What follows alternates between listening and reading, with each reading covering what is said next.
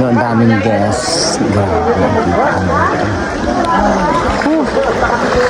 Gusto ko na lang maging tour guide.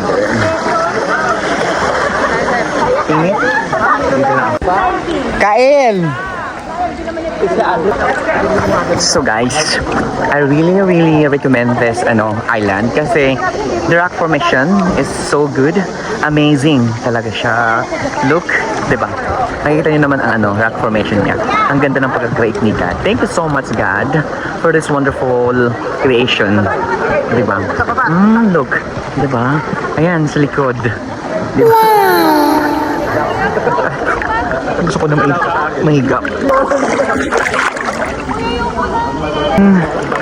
So ito po ay Barracuda. So 30% salt, 70% of pure water.